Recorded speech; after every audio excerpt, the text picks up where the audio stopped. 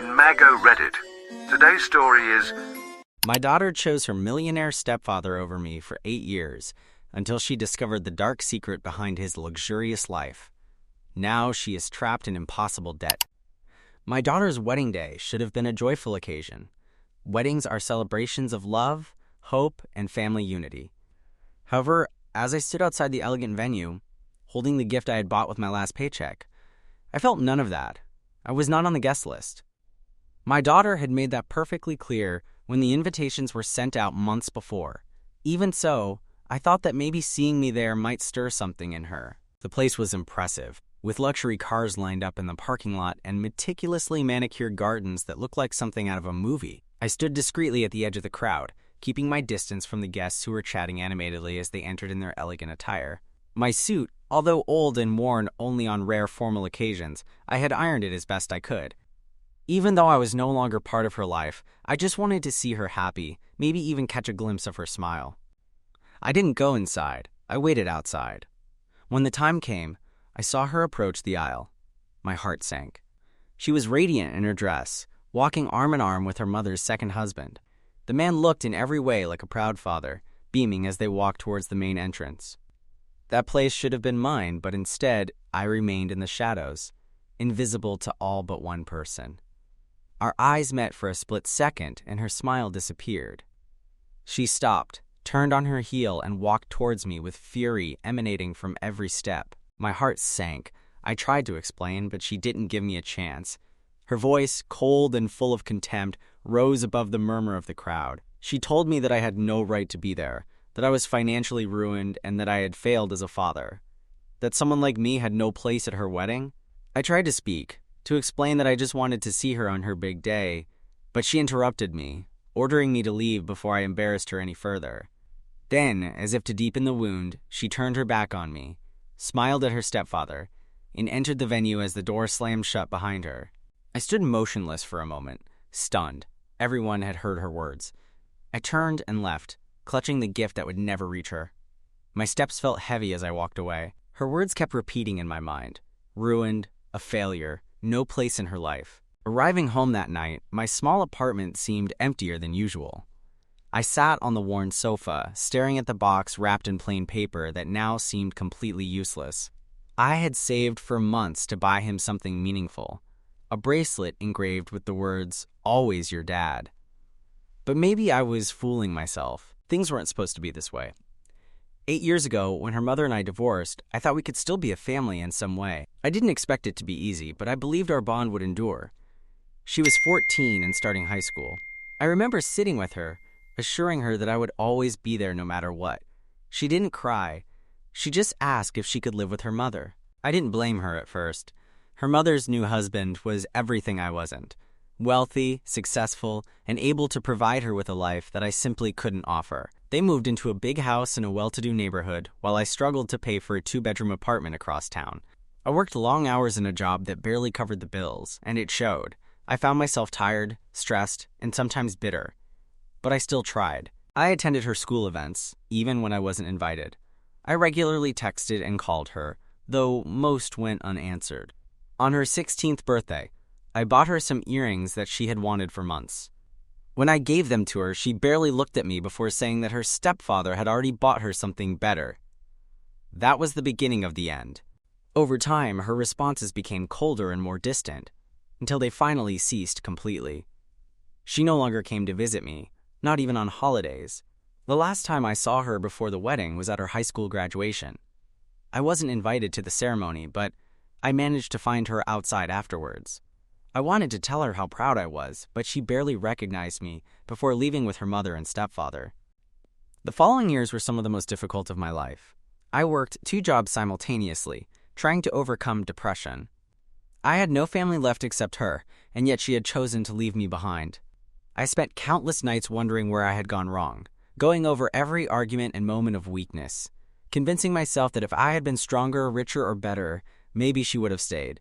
And yet I never gave up hope. Every birthday, every holiday, I waited for a call that never came. I kept telling myself that one day she would see that I loved her more than anyone else ever could.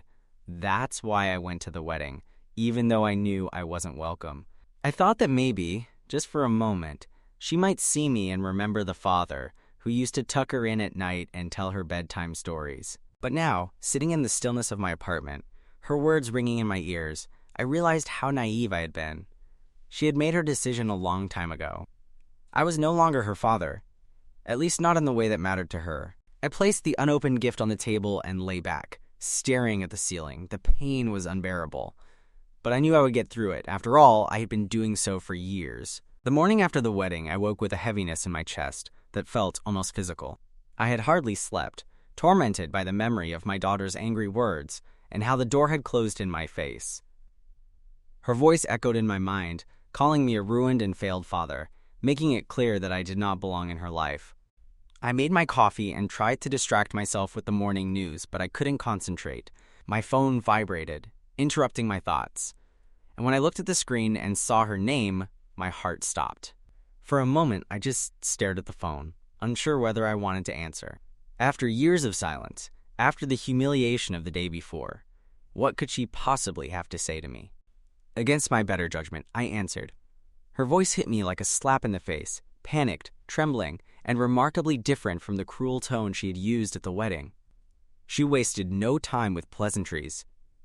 She told me that her mother and stepfather had confronted her after the wedding and handed her a stack of documents. The papers detailed every expense of the ceremony: venue, catering, flowers, dress, everything, totaling $50,000. Now they were demanding that she pay them the full amount. She explained that they were not interested in partial payments or any kind of negotiation. If she didn't pay the full amount soon, they were prepared to take legal action. She sounded desperate, confused, and completely surprised. I leaned back in my chair, holding the phone tightly as anger welled up inside me. The very people she had chosen over me, who had replaced me in her life, now turned on her when she needed them most, and now, after everything, she was turning to me. I didn't even try to hide the disbelief in my voice. I asked her why she thought I could help. Just yesterday, she had made it clear that I was a failure, a man who had no place in her life. Her voice broke as she admitted that she didn't know what she was saying, that she felt overwhelmed. She said she didn't mean it, but I could hear the doubt in her words. I suggested that she ask her husband for the money. She explained that from the beginning, she had told her husband not to worry about the wedding expenses because her mother and stepfather would take care of everything. Now, she couldn't take it back. She confessed that she had assured him that they wouldn't have to spend a penny because her parents were generous enough to cover all the costs. I asked her why they were acting that way. I didn't understand. I thought she had a good relationship with them. Her tone turned bitter as she recounted how her mother had initially opposed her marriage. She believed that her husband was not wealthy enough to provide the kind of life they expected for her. For months they argued about this, but she thought that her mother had finally relented and accepted them. Now it was clear that this acceptance came with conditions. She mentioned that they had no student loans. They had been lucky in that respect, but they were newlyweds. They were trying to save money to start a family, and the idea of paying out $50,000 was unthinkable, even if they had it, which they didn't. He tried to make me understand how much they were counting on building a secure future for themselves and their future children, my grandchildren. I felt a knot in my stomach when he used the word grandchildren, as if that should soften me. I couldn't help thinking how little he had cared about my place in his life until that moment. I reminded him of the things he had said to me at the wedding, how he had humiliated me in front of everyone. I asked him if he still thought I was a ruined and failed father who could never do anything right. His silence was revealing. After a moment, he stammered out an apology. He said he didn't mean it, that he was angry and overwhelmed. She begged me to understand that she hadn't really thought about what she was saying, that it wasn't true, and explained that she was calling me now because she had no one else to turn to. Her words hit me hard. I wanted to hang up, to tell her that this was her problem to solve, but the part of me that had always loved her, that had tried so hard to remain in her life, wouldn't let me. I asked her why she didn't go to her husband for help. Surely, if they planned to start a family, they could find a way to manage this together. She replied that he didn't have that kind of money, and that she couldn't bear to impose this burden on him after everything they had been through. Her voice broke again and she began to cry. She said she didn't know what else to do. She acknowledged that she had hurt me, that she had made mistakes, but she needed my help. She pleaded with me, saying she didn't want to ruin her marriage over this. She confessed that she had been naive, trusting her mother and stepfather, believing they had accepted her, and now she was paying the price. Listening to her cry brought back memories I hadn't thought about in years. I remembered the little girl who used to run up to me with skinned knees, who trusted me to fix everything, but that little girl no longer existed. She had been replaced by someone who had repeatedly pushed me away. I told her straight that I didn't have that kind of money and reminded her of the life she had been leading, alone in a small apartment, barely able to save much. I made it clear that I didn't have $50,000 at my disposal to get her out of trouble. She sobbed on the phone, begging me to reconsider. She said she knew I didn't have much, but any help would be useful. She promised to pay me back and do whatever was necessary to fix this. I told her I would think about it. My tone was calm, but inside, I was anything but serene. Part of me reproached myself for considering helping her after all the pain and humiliation she had caused me. Did I really owe her anything? Before she could reply, I ended the call. I sat there in the silence that followed, her plea still ringing in my ears. My heart was burdened by the weight of a decision I didn't know how to make. What should I do? Update 1. After hanging up that day, I felt exhausted. I leaned back in my chair, staring out of the window as her words repeated in my mind. For years, I had dreamed of hearing her voice again, but not like this. Not full of desperation and panic, but with the warmth and love I remembered from when I was younger. Yet here we were. I tried to push the thoughts away, but they followed me, demanding to be acknowledged. The truth is that I had spent the last 8 years trying to move on, trying to heal from the pain I felt when she chose her mother over me. During the divorce, I knew things wouldn't be easy, but I never imagined she would exclude me so completely. For years, I blamed myself and wondered if I could have done more, if I had failed her in some way.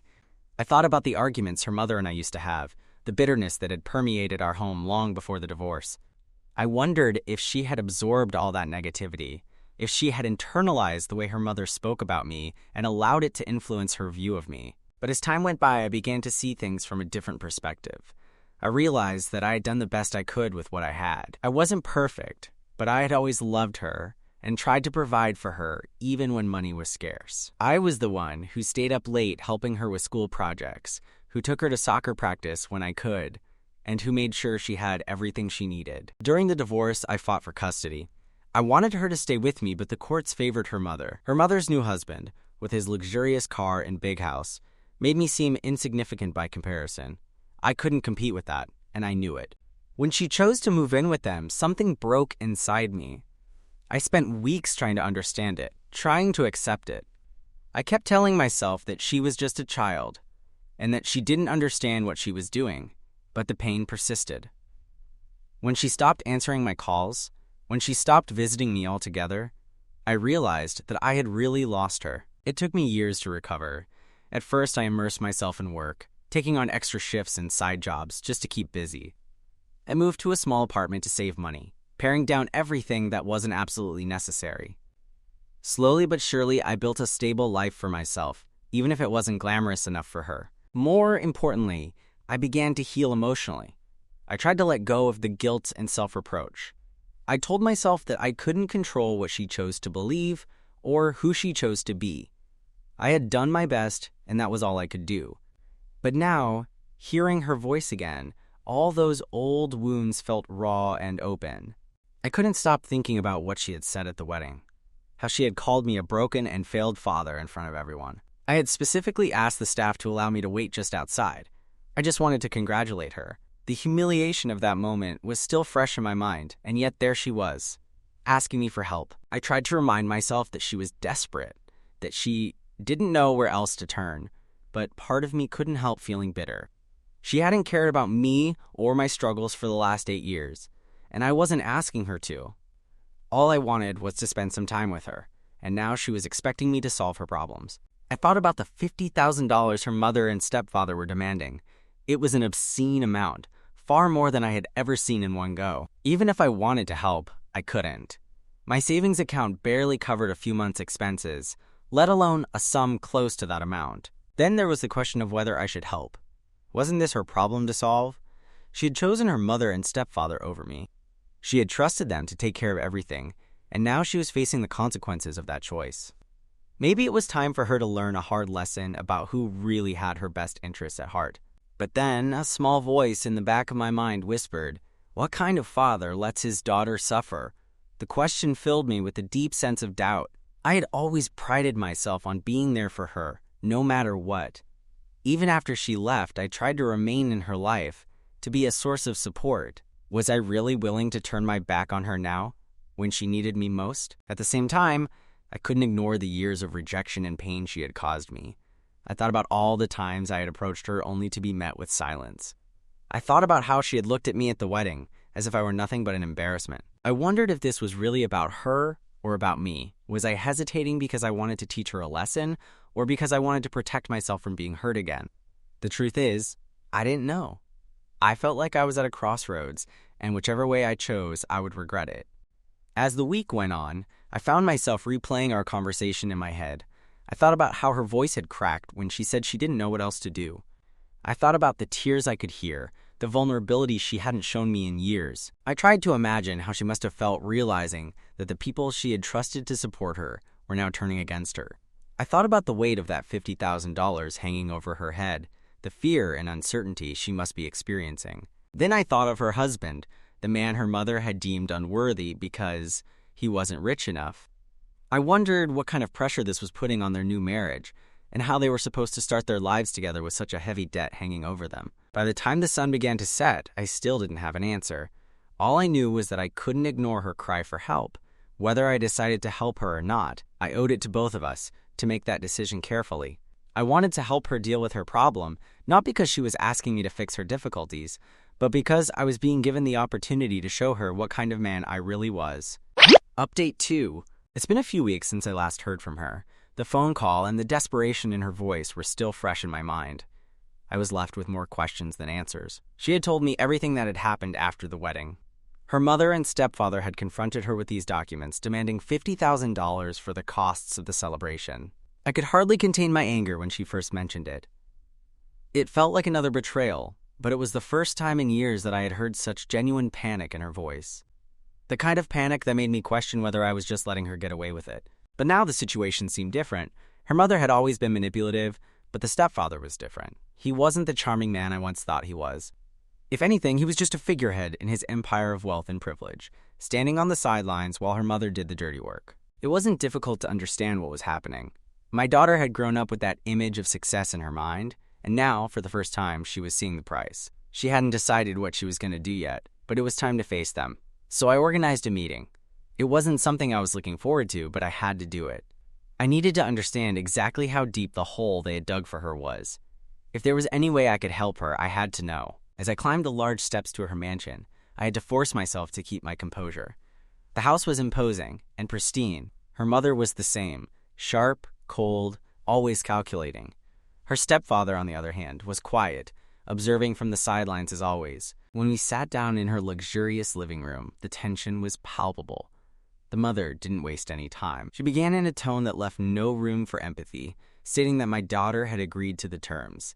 She was an adult now and needed to learn responsibility. There was no compassion in her words, no softness, just a cold reminder that my daughter had signed the documents. She had to face the consequences of her actions, she said, as if it were some great life lesson. Her stepfather didn't say much at first. He sat back in his chair, arms crossed, avoiding eye contact. But his presence was as imposing as ever. I couldn't help wondering what he was really thinking. He had known her since she was a child. Did he have any compassion left for her?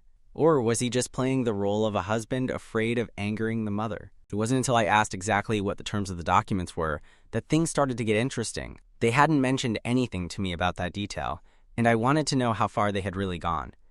I turned to her stepfather, trying to keep my voice firm as I asked about the agreement. His response was, as I expected, vague and evasive. He said it was just a formality, a way of making sure everything was handled properly. A basic loan agreement, but I wasn't convinced. There was something else going on here, something that didn't seem right. It was my daughter, however, who began to crumble under the pressure. She remained quiet at first, but as the conversation progressed, she began to defend herself. She blamed me for not being better when she was growing up.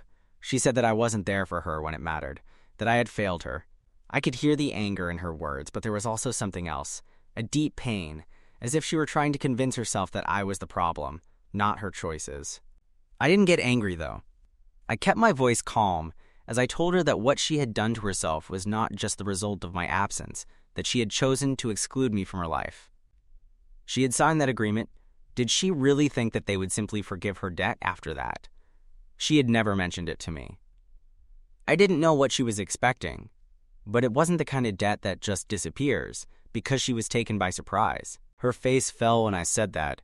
It wasn't the reaction I expected, but I could see the shame in her eyes. She looked like a wounded animal, still not ready to give up on the idea that she was a victim. Her mother, of course, intervened, saying that I was just trying to play the hero. She didn't like me questioning her methods, but the truth is that she was no longer buying her performance. He wasn't going to allow them to manipulate everything. My daughter needed to understand that. I couldn't bear it any longer, so I took the stepfather aside, away from the conversation. I knew this was the only chance I had to get through to him. I asked him directly, wasn't there any compassion left for my daughter? He had seen her grow up. Surely that meant something. He sighed deeply as if he were struggling with something inside.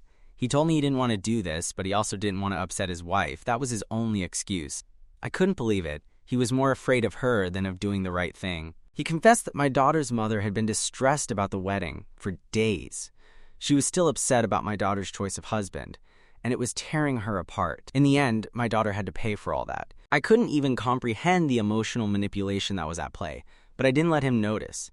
Instead, I kept my tone neutral, trying to make him see reason. I told him we could come to an agreement. I asked him if he could accept my daughter paying the debt in installments. Surely that was reasonable. He didn't like the idea. We negotiated. I tried to get him to agree to a monthly payment, but he insisted that there should be a weekly payment or his mother would completely lose control. I didn't like it, but I couldn't see another solution. I reluctantly accepted. Weekly would be difficult, but at least it was manageable. Moving away from her mansion proved more difficult than expected. I couldn't shake the feeling that I hadn't done enough, but I had done my best. My daughter was an adult now. I had to allow her to make her own decisions, even if that meant accepting the consequences of them. As I left the mansion, I realized that no matter how much I wanted to protect her, there was nothing I could do to fix everything. My daughter had to face her own reality, and maybe she would learn from it. Update 3. A month has passed since the confrontation at her mother's mansion. Things have calmed down, at least superficially. I had returned to my usual routine, concentrating on my work and trying to put the whole situation behind me, but the weight of it persisted, especially the feeling that my daughter still hadn't really understood everything. I hadn't heard much from her in the weeks since our meeting, and part of me thought that maybe this would be the end, that she would just go back to living the life she had always known, and I would stay on the sidelines. But when I got the call, I knew something had changed. She sounded different. There was no panic, no defensiveness, just a calm, almost hesitant tone. She asked if we could meet, and I agreed. When she appeared at the small cafe I had chosen, she looked like someone who had finally woken up from a long sleep. Her posture was more relaxed, and there was a calm in her eyes that had not been there before. She apologized, not in a hurried or forced way, but with genuine emotion. She admitted that she had been blind to everything, to my efforts, to the love I had always given her. She said that in her search for comfort and approval from her mother and stepfather, she had allowed their wealth to eclipse the only thing that really mattered: my love and my sacrifice for her. He mentioned that he didn't realize how much he had taken for granted until it all blew up. It wasn't easy to hear, but there was something about his honesty that touched me deeply. This was the first time in years that I felt like I wasn't invisible in his life. I didn't know what to say at first.